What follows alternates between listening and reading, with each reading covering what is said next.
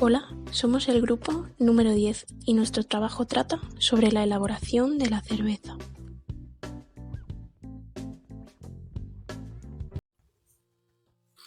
Definición.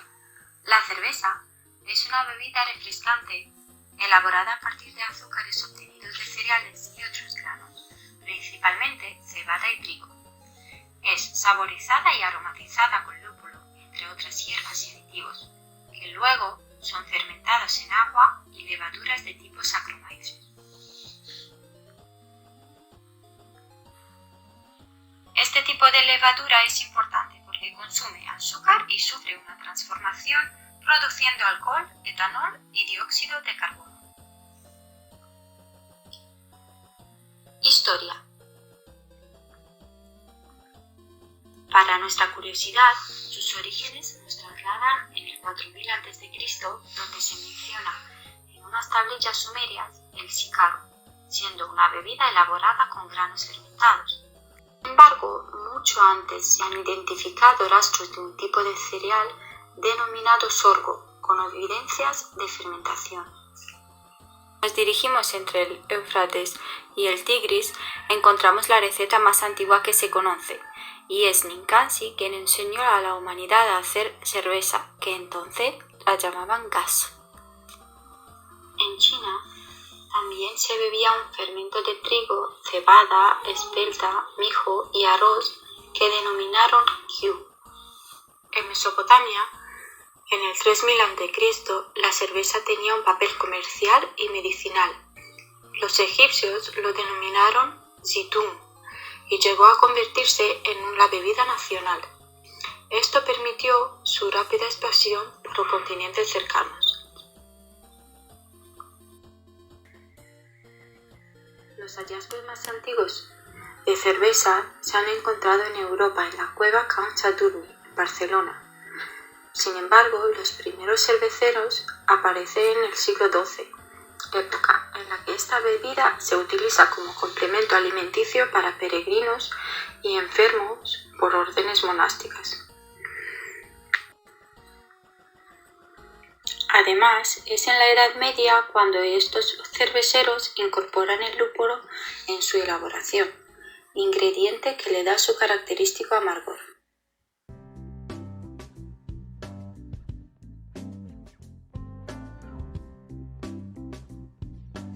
El primer paso es el proceso de malteado, por el cual se obtiene la malta por medio de 3 procesos que ahora veremos. Se pueden usar diferentes tipos de cereales. Los cereales de cebada son los que mejor responden al proceso, por ello son los que más se utilizan. Primero, a la cebada se la remoja por inmersión en agua a unos 15 grados, con fases de inmersión para que ésta obtenga oxígeno y libere CO2. Este proceso dura entre 38 y 46 horas.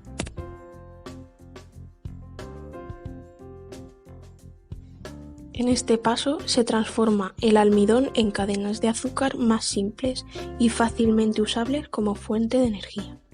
Para ello hay que fomentar el crecimiento del embrión del grano. Se le hace pasar por una corriente de aire de abajo hacia arriba, saturado de agua a unos 15 grados. El cereal además se remueve para evitar el apelmazamiento. En este paso, el grano está denominado malta verde. Pasa al horno en el cual se seca con alrededor de un 4% de humedad. Una vez secado, se calienta en hornos a altas temperaturas entre los 85 grados para dar a la malta un color y un sabor único. En este proceso se produce una reacción química llamada Maillard, dada entre las proteínas y los azúcares en el proceso de la pirólisis, que se dan al calentar los alimentos.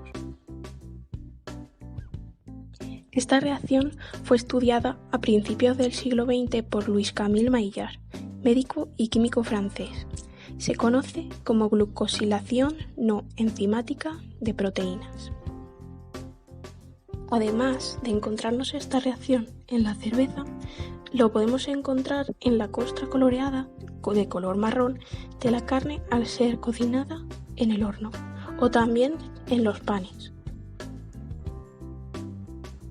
Podemos concluir añadiendo que a más humedad la malta será más oscura y por lo tanto a un secado con altas temperaturas también esta llegará a ser más oscura que en menos temperatura.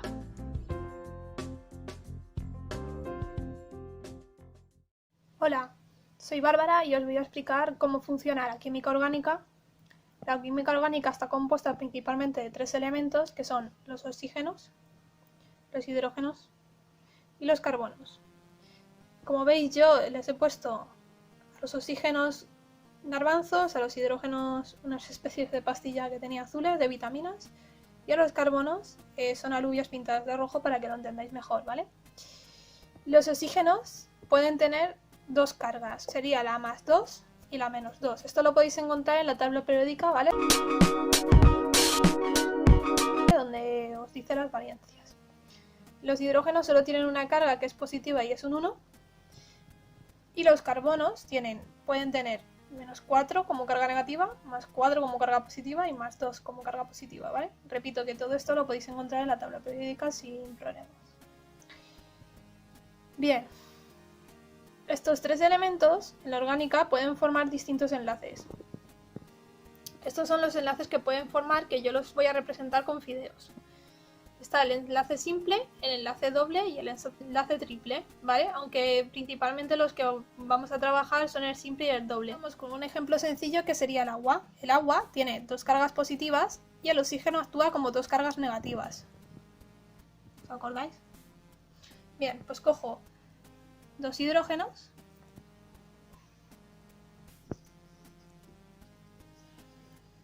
y un oxígeno.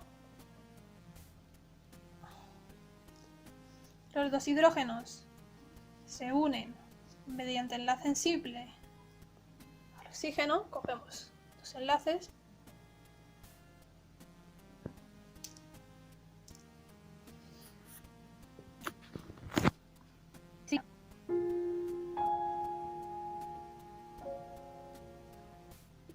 y ya estaría formado. Ahora pasamos al metano, que es un poquito más complicado. Yo voy a ir de lo más fácil a lo más complicado, obviamente, porque si no, no es imposible entender nada. Entonces, el metano es el compuesto orgánico más simple que hay, ¿vale? Tiene un carbono que actúa como -4 más 4 hidrógenos que cada uno actúa como +1, ¿de acuerdo? Por eso se unen. Entonces, como veis, se unen por enlaces simples y así se resume. Vamos a representarlo. Serían un carbono, 4 enlaces simples,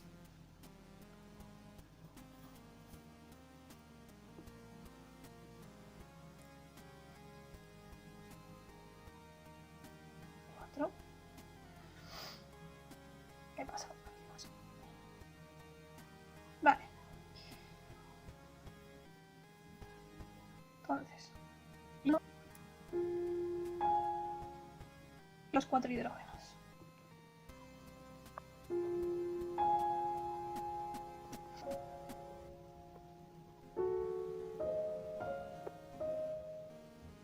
Y así sería el metano. Con el eteno. ¿Por qué os explico el eteno? Porque este forma doble enlace. ¿Por qué forma enlace? Porque tiene, ya sabéis que el carbono son 4 cargas negativas, pero también el carbono puede actuar como carga positiva. Entonces, hay 2 hidrógenos que son 1 y 1, y aquí faltarían 2 hidrógenos. Como no hay, se une con doble enlace y ya ha cumplido 4. Con el otro carbono exactamente lo mismo. Vamos a representarlo. 2 carbonos.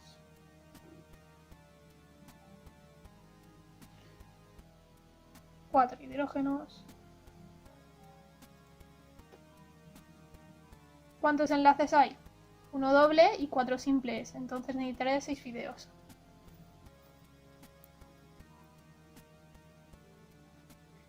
Bueno, pues vamos a formar el compuesto. It's a kind of magic. It's a kind of magic. A kind of magic.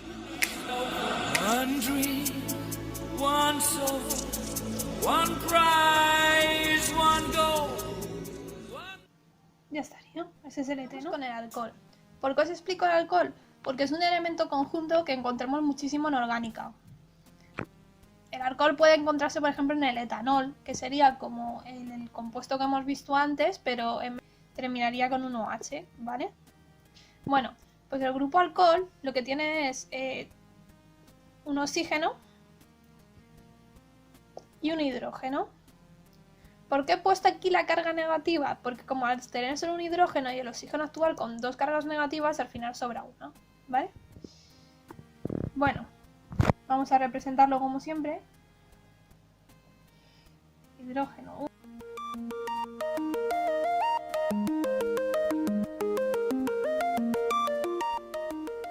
Bueno, ahora vamos a uno más complicado, que es el metoxilo. ¿Por qué el metoxilo? Porque este compuesto químico se encuentra dentro de la estructura del lúpulo, que es lo que forma los ingredientes que forman la cerveza. Bien, metoxilo, ¿por qué? Met, como recordáis con el metano, quiere decir uno, es decir, que solo tiene un carbono, como veis ahí. Oxi quiere decir que hay un oxígeno, ¿de acuerdo? De ahí viene el nombre metoxilo. Bien, para representarlo yo me fijo que aquí hay un carbono y aquí 3 hidrógenos. El oxígeno, en este caso, formará 2 cargas positivas para unirse al carbono. Por eso aquí sobra una positiva, porque si contáis son 3 positivas, menos 4 negativas, menos 1, más 2 positivas, más 1. ¿Eso qué quiere decir? Que el oxígeno todavía puede enlazarse con otro elemento químico. Bien, vamos a representarlo.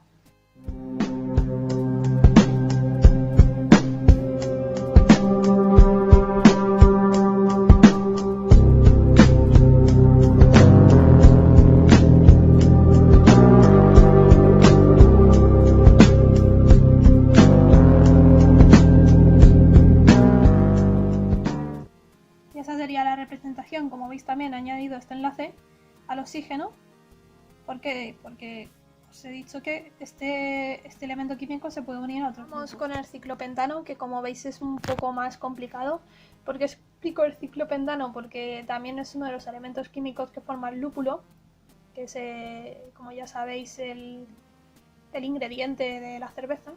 Bien, el ciclopentano se llama ciclopentano porque esto forma un ciclo.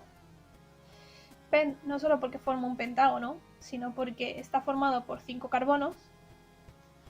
Y ano, ¿por qué? Porque hay enlaces simples, ¿vale? Si en los enlaces simples termina en ano, en los enlaces dobles termina en eno y en el triple en ino, como ya expliqué anteriormente.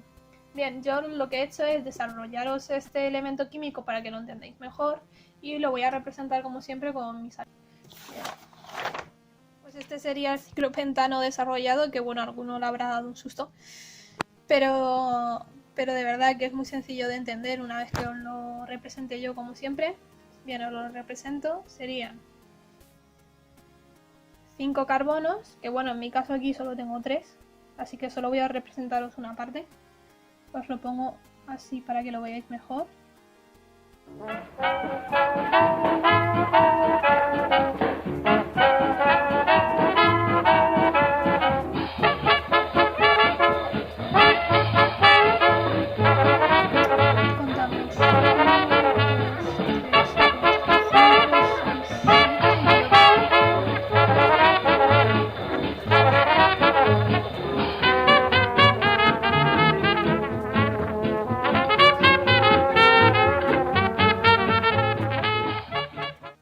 Bueno, y ya estaría más o menos representado.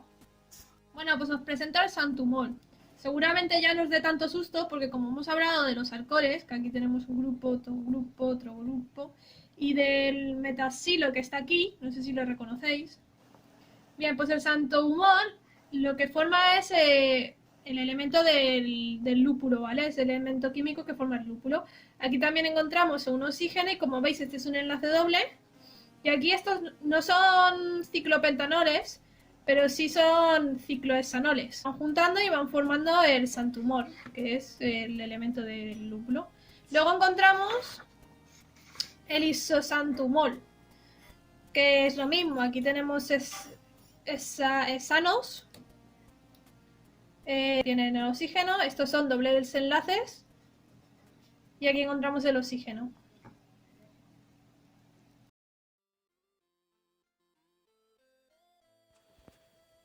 A continuación vamos a hablar sobre los aromas de la cerveza. Seguro que muchos de vosotros sois fans del aroma que tiene la cerveza, mientras que otros tantos detestáis este olor. Pero, ¿de dónde viene?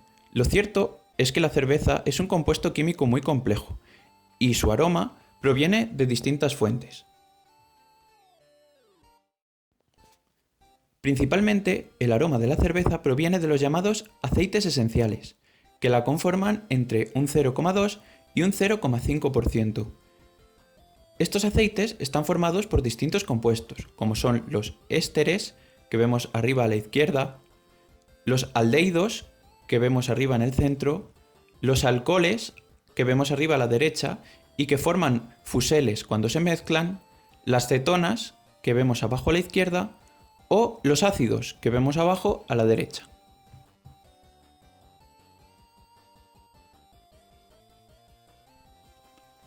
Pero entre todos estos aceites esenciales destacan los terpenos, principalmente el humuleno, que es el más abundante, el cariofileno, el mirceno, que le da un sabor áspero por lo que no se suele usar en altas cantidades, y el farneseno.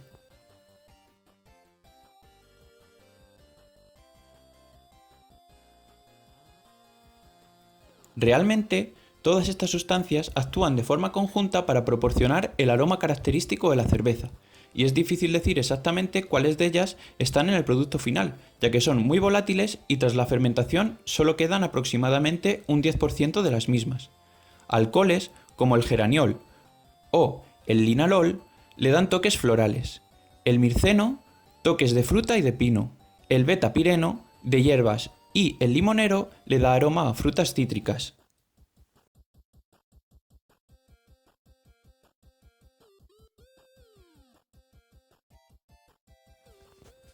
Vamos a hablar ahora sobre la levadura. En la antigüedad, el proceso de fermentación no se entendía, hasta que en 1830 Louis Pasteur descubre que esta está causada por un organismo vivo llamado levadura. Con ello, identificó el comportamiento de la levadura lager de baja fermentación, explicó el proceso de fermentación del alcohol durante la fermentación del mosto y demostró que la levadura era un ser vivo que no se origina espontáneamente tal y como se pensaba. También demostró que la cerveza se estropeaba por la acción de unas bacterias que crecían junto con la levadura y desarrolló un método de calentamiento ligero para la cerveza que las destruía. Había logrado alargar la conservación de la cerveza, por lo que consiguió prolongar el tiempo de consumo, convirtiéndola de un producto estacional a uno atemporal. Años más tarde, en 1883, el doctor Emil Christian Hansen consiguió aislar una cepa pura de levadura, concretamente una utilizada para la fermentación lenta o baja fermentación, característica de las cervezas lager, que son cervezas con un sabor acentuado que se sirven frías, caracterizadas por fermentar en condiciones muy lentas. Desde entonces diferenciamos dos clases principales de esta levadura usada para elaborar cerveza, la de baja fermentación y la de alta fermentación. La levadura es un organismo eucariótico, es decir, que sus células tienen núcleo diferenciado. Es un hongo microscópico unicelular, es decir, de una sola célula, que transforma los glúcidos y los aminoácidos en alcohol y dióxido de carbono. Existen gran cantidad de especies y sus hábitats naturales son variados. Normalmente viven en relación de simbiosis o parasitismo con otros seres, o en frutas, hojas o flores. Además, contienen 17 vitaminas del grupo B, 14 minerales y un 46% de proteínas. La fermentación es un proceso muy complejo de aproximadamente 2000 reacciones químicas. Para ello, el mosto, una vez enfriado, es apto para comenzar la etapa de fermentación. La cantidad de levadura inicial es muy importante en el resultado, puesto que si la cantidad inicial es insuficiente, se produce una fermentación inicial lenta, que alarga el proceso. Por otro lado, un exceso de levadura supondrá una competición de los nutrientes, lo que suele producir un desarrollo de la biomasa pobre, que produce el mal sabor de la cerveza y favorece en muchas ocasiones la aparición del estrés. Durante la fermentación se genera una gran cantidad de calor que puede llevar al metabolismo de las levaduras a generar subproductos indeseables, además de existir el riesgo de infección. Por ejemplo, la fermentación lager requiere ambientes especialmente fríos o un lugar fresco y sin humedad para mantener estable la baja temperatura del proceso. Si no es posible, el enfriamiento se hará con nitrógeno, agua o incluso gases. Hay que tener en cuenta que, aunque la levadura produce el etanol en condiciones anaerobias, al atravesar el mosto al fermentador se añade una porción de aire cuyo oxígeno es esencial para que las células sinteticen esteroles y ácidos grasos insaturados, compuestos que forman las membranas celulares y por tanto completamente necesarias durante la fase de crecimiento de la biomasa. Para ello nos encontramos con 4 fases esenciales en el proceso de fermentación de la cerveza. Fase de retardo. Cuando se incorpora la levadura al mosto se necesita un tiempo de aclimatación. Esta fase no es visual, pero necesaria para que las células de levadura absorban el oxígeno, las vitaminas, los minerales y los aminoácidos, el nitrógeno presente en el mosto. Las cervezas de todo grano tienen suficientes vitaminas para la levadura. Gracias a esto se empieza a producir enzimas necesarias para la reproducción. Durante esta fase la levadura necesita oxígeno para producir esteroles, que son críticos para la permeabilidad de la membrana de la levadura. También es muy común empezar esta fase a una temperatura superior a la fermentación. La temperatura inicial sería entre los 22 y los 24 grados. Fase de crecimiento. En esta fase, la levadura consume los azúcares de lo más simples a lo más complejos, concretamente en este orden: glucosa, fructosa y sacarosa. La composición normal de azúcares en el mosto es de un 14% de glucosa y un 59% de maltosa, por lo que la maltosa es el azúcar responsable en dar los diferentes aromas y sabores. La maltosa es un azúcar complejo que necesita ser hidrolizado en unidades de glucosa. La levadura utiliza las enzimas maltasa para ello. La hidrólisis es la descomposición de compuestos químicos por la reacción del agua. En esta fase de la fermentación, las levaduras no crecen más de las existentes, por lo que la actividad recae, pero cogiendo una velocidad constante. Este límite es consecuencia al agotamiento de los nutrientes y a la acumulación de metabolitos. Podemos decir que esta es la fase de maduración. Por último, la fase de la sedimentación. La fermentación habrá finalizado una vez que no haya más burbujas. En esta fase, la levadura ha producido prácticamente todos los sabores y aromas. Se han producido la mayor parte de los ésteres, azufres y alcoholes fusibles. Posteriormente, la espuma empieza a desaparecer. Para ayudar a la sedimentación, lo mejor es enfriar la cerveza a 5 grados durante unos 10 días. De esta manera, la cerveza será más limpia. De todos modos, la bebida aún está verde porque hay muchos compuestos que necesitan ser reducidos. La densidad. La densidad del mosto indica la cantidad de azúcares en la solución. El grado Plato es la densidad específica expresada con el peso de extracto de 100 gramos de solución a una temperatura de 17,5 grados centígrados. La densidad específica final es la densidad de la cerveza cuando la fermentación ha concluido. Cuanto más denso sea el mosto, más alcohol tendrá la cerveza acabada y mayor cantidad de lúpulo necesitará. En los mostos más densos, el ácido es menos efectivo y se necesita más amargor para contrarrestar el dulzor de la malta. Además, los mostos densos requieren más tiempo para fermentar y mucho más tiempo para la maduración. El pH es muy importante durante la fermentación, ya que controla la contaminación de la cerveza por bacterias, el crecimiento de la levadura, la velocidad a la que fermenta y la cantidad de alcohol que ésta tendrá. Pero, ¿qué es el pH? Se trata del potencial de hidrógeno, empleado para medir el grado de acidez o alcalinidad de las sustancias. Es un factor relevante para que muchas reacciones se produzcan o no. Una sustancia tendrá un pH neutro cuando ésta tiene la misma cantidad de iones hidróxido que de iones de hidrógeno. Se representa con el número 7. Una sustancia tendrá un pH ácido cuando la mayoría de sus iones son de hidrógeno y tendrán un número menor que 7, que es el neutro. Entonces, una sustancia con un pH básico será al contrario que un pH ácido. Tendrá más iones hidróxido. En una reacción podemos reconocer cuál es el ácido y cuál la base, de forma que el ácido aportará protones y la base es aquella que capta los protones del ácido. Aquí podemos ver que H ha cedido un protón al agua. Por lo tanto queda A- más H3 o más, de forma que H sería el ácido que ha cedido protones y la base es el agua, el que ha captado los protones del ácido. La cerveza tiene un pH de 4,2, es decir, es ácido.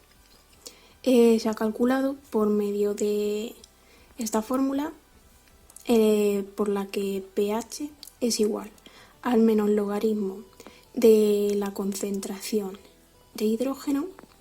La concentración de hidrógeno, sus unidades son los moles por litro. Como ya conocemos el pH, podemos calcular el pOH, es decir, la concentración de iones de hidróxido. Por medio de esta fórmula, pOH más pH es igual a 14. Lo despejamos, pOH es igual a 14 menos el 4,2, que es el pH de la cerveza. Entonces nos da un pH de 9,8. Nos vamos a la tabla, vemos el pOH sería, redondeando, 10. Por lo tanto vemos que coincide que los dos valores de la cerveza, el pH es ácido y el pOH también. Vemos que van los números al contrario en el pOH que en el pH. Por lo tanto, si tenemos una sustancia muy ácida con un pH 0, el pOH que le corresponde será de 14. En el siguiente punto vamos a tratar la astringencia. Se trata de un gusto áspero semejante al masticar la piel de la uva. Esto es causado por un exceso de taninos extraídos del grano o del lúpulo. Existen varios tipos de taninos, pero el que influye directamente en la cerveza es el tanino del ácido gálico. Se trata de un polifenol y tiene la siguiente estructura. Un fenol, por lo tanto, está formado por un hidroxilo y un anillo de benceno. Bien, ahora vamos a explicar de forma más detallada la formulación orgánica del fenol. Como hemos dicho anteriormente, un fenol está formado por un benceno más un hidroxilo. Partimos de la realización de un benceno, que es básicamente un hexágono, y en cada vértice del hexágono vamos a colocar un carbono. Bien, es un benceno más un hidroxilo, no hidroxilo.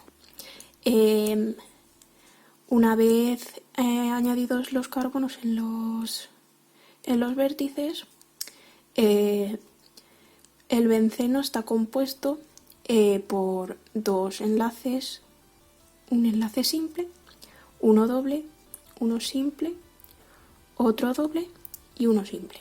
Finalmente añadimos a los carbonos un hidrógeno. En total son 6 hidrógenos.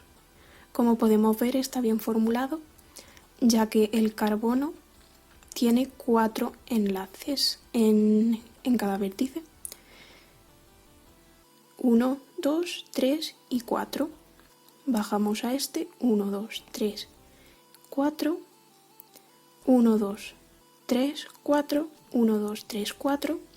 En química orgánica el carbono siempre tiene que tener 4 enlaces. Una vez que tenemos hecho nuestro benceno, pasamos a crear el fenol. Partimos del benceno y quitamos un enlace de hidrógeno, este por ejemplo, y añadimos el hidroxilo.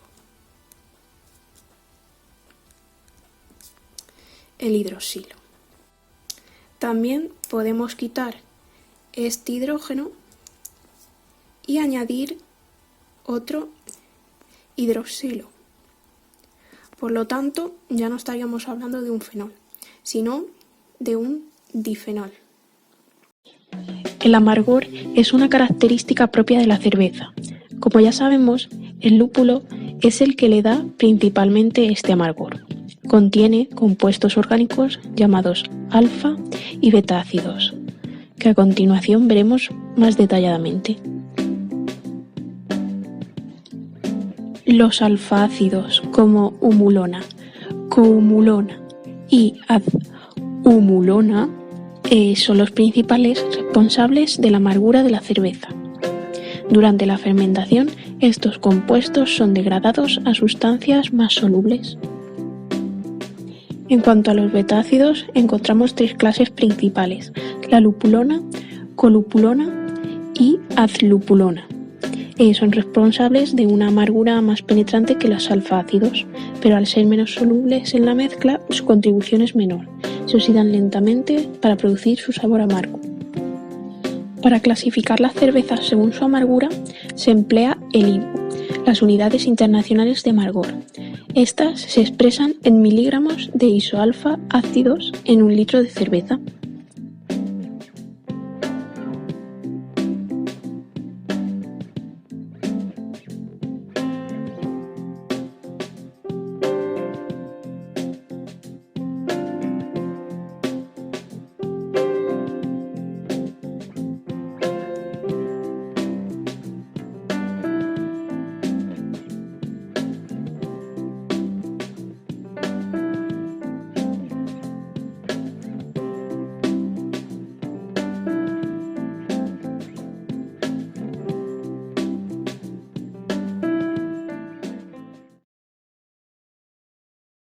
Las características químicas de la cerveza. Las características químicas tienen lugar a partir de la formulación orgánica o los químicos orgánicos. Una vez que calentamos el mosto y el lúpulo, se producen 3 reacciones: la reacción de Maillard, el redondeamiento de Amadori y la gradación de Stecker, que esto dará lugar a el color de la cerveza. Voy a explicar la reacción de Maillard, porque las otras dos las veo muy complejas de entender y muy complejas de explicar al nivel al que estamos estudiando. Entonces, la reacción de Maillard tiene lugar a partir de la reacción de las aminas. Aquí os he puesto una amina de ejemplo que es un nitrógeno.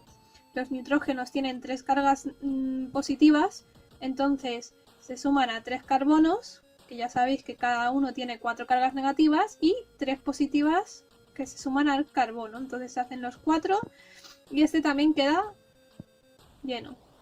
Esta es la trimetilamina. Luego tenemos los compuestos carbónicos. Aquí os he puesto la dihidroxiacetona. que si os fijáis tiene 2 alcoholes, un doble enlace y todo lo demás son hidrógenos. Y estas 2 reacciones con estos tipos de compuestos orgánicos dan lugar a melanoidinas, que son como estas de aquí, y es el color de la cerveza. Mi amigo y yo íbamos a tocarlo, cuando un hombre nos dijo que ni se nos ocurriera, pero lo tocamos y nos escondimos en el neumático gigante. Pero el hombre ya estaba allí esperando. Cálmate, Homer, cálmate, estás muy excitado. Te daré una cerveza y después irás derecho a la cama. ¡Yuhu! ¡Birra, birra, cama! ¡Cling! De fermentación alta o ale. Clásicas.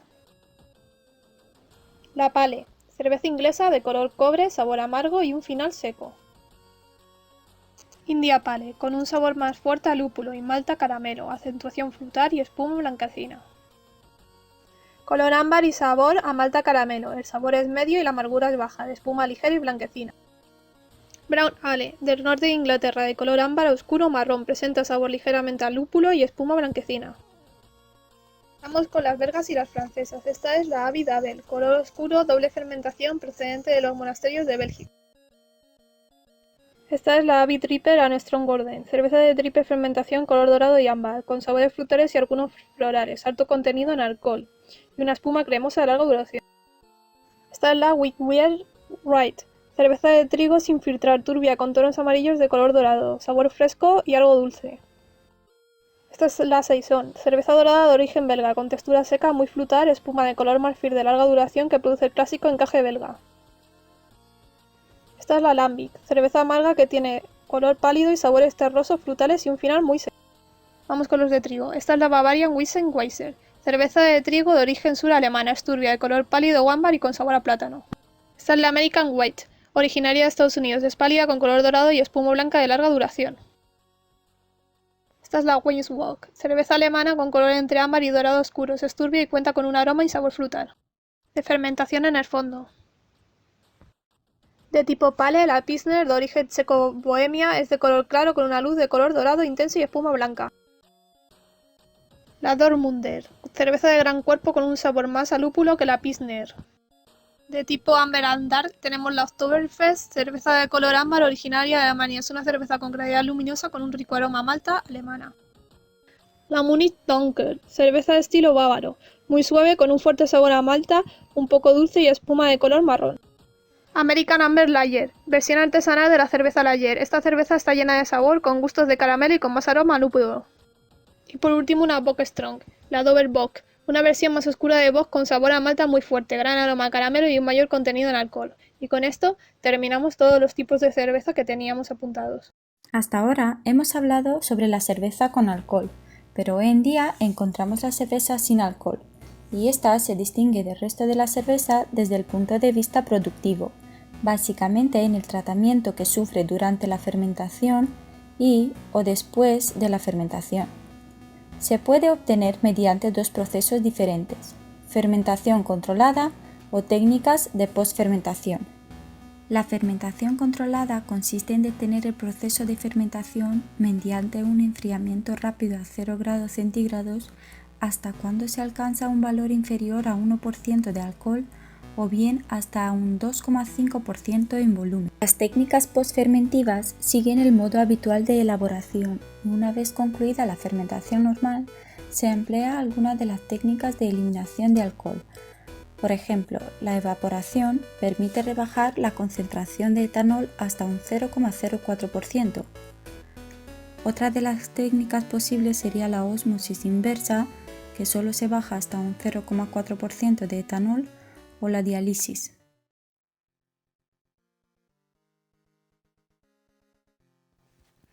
Vamos a hablar sobre la degradación de la cerveza. ¿Qué es lo que puede hacer que esta deliciosa bebida pierda su textura y su sabor y se convierta en una experiencia desagradable para nosotros? Pues existen principalmente 2 factores, la exposición a la luz y la exposición al calor.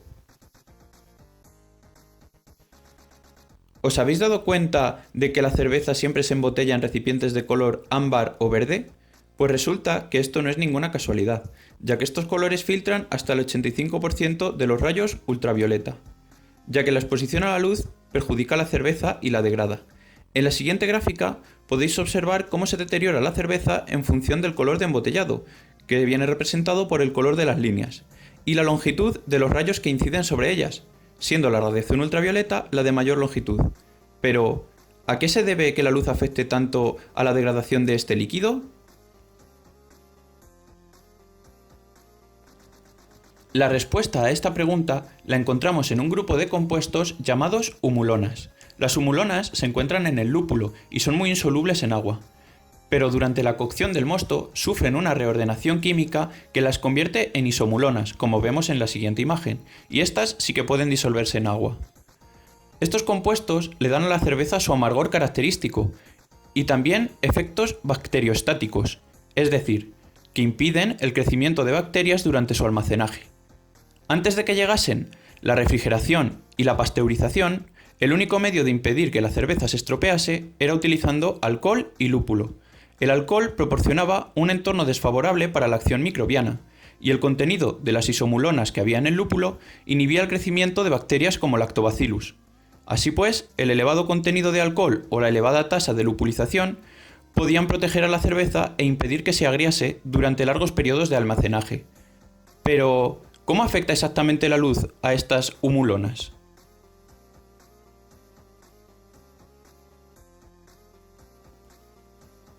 Para contestar a esta pregunta, un grupo de científicos de la Universidad de Carolina del Norte, en Chapel Hill, realizaron un experimento en el 2001.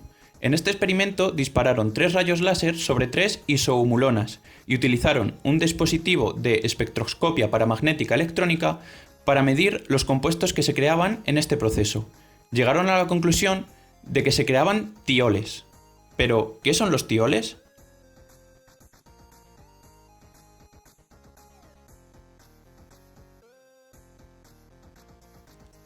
Los tioles son un compuesto de extremo olor desagradable. Son análogos azufrados de los alcoholes. En concreto, las isohumulonas se degradaron en 3-metil-1-butanotiol y 2-buteno-1-tiol, que son los componentes que dan el mal olor a los gases de los zorrillos. Al gas natural y al propano licuado también se le agregan pequeñas cantidades de tioles volátiles, con bajo peso molecular, que sirven como advertencia fácil de detectar en caso de fugas. Las empresas cerveceras empiezan a comprender la importancia de esta investigación, siempre buscando maneras de reducir costes a través de métodos como el envasado de las cervezas en botellas transparentes, que es más barato. Ya que el sabor es un factor importante en el impulso de sus ventas, las empresas deben encontrar métodos para preservar el sabor ante este efecto de degradación. De hecho, ya existen algunas marcas que aplican estas técnicas de protección mediante la adición de lúpulo modificado químicamente.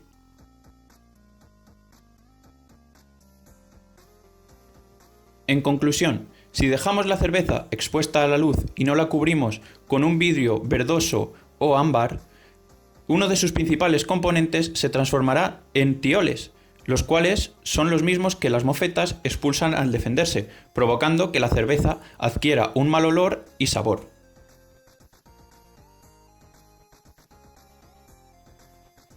Otro factor que afecta a la degradación de la cerveza es su exposición al calor, ya que en primer lugar acelera su envejecimiento y degradación, lo cual hace que cambie su sabor y podría generar sabores desagradables, y en segundo lugar, si hubiera restos de levadura viva debido a estas temperaturas, podría reactivarla generando un cambio en su sabor y sobrecarbonatación, el llamado efecto Heiser.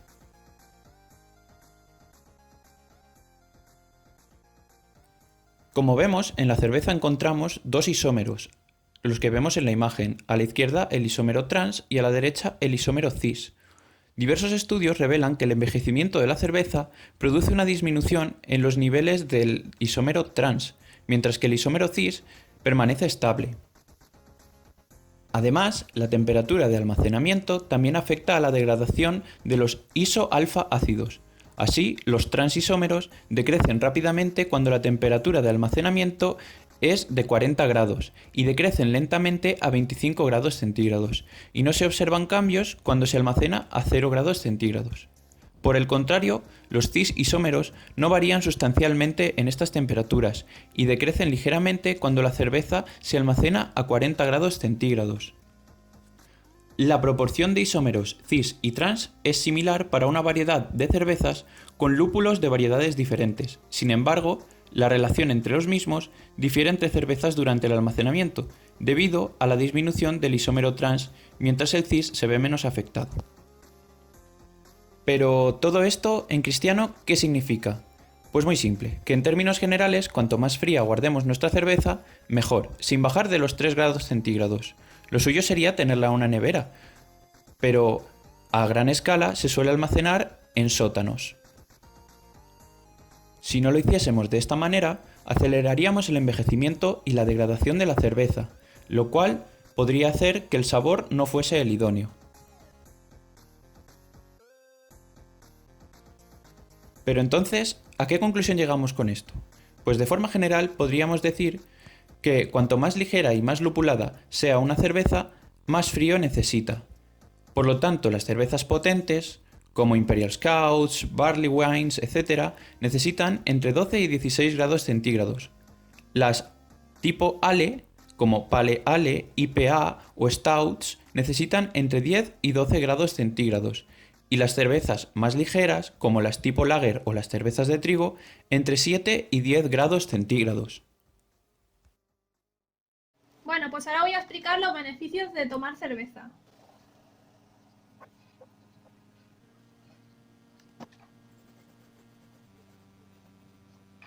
Uno de los beneficios de tomar cerveza es que disminuye el riesgo de padecer enfermedades cardiovasculares, por lo que nuestro corazón estará mucho mejor.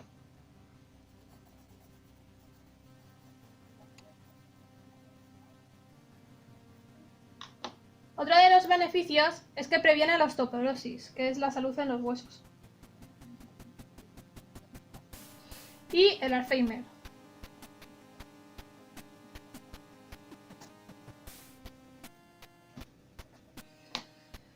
Otro de los beneficios que tiene la cerveza es que mejora nuestro sistema inmune.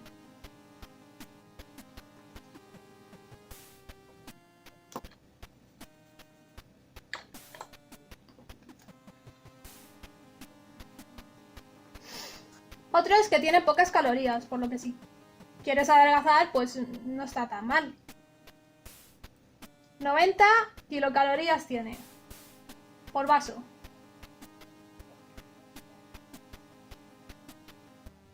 Es rica en fibra, por lo que será buena para que podamos ir al baño.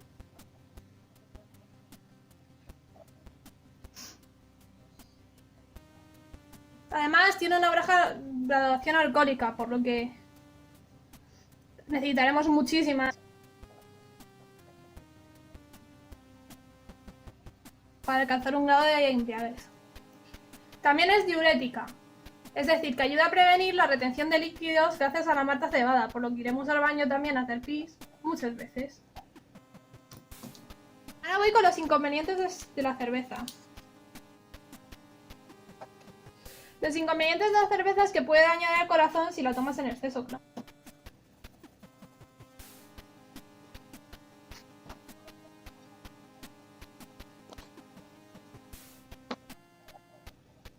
También puedes dañar el estómago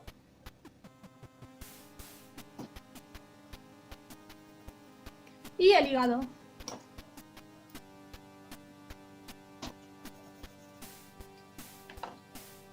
Si se toman ayunas, puede producir hipoglucemia, que quiere decir un bajo nivel de azúcar en la sangre. El lúpulo, que es lo que se utiliza en la elaboración de la cerveza, puede dar hambre.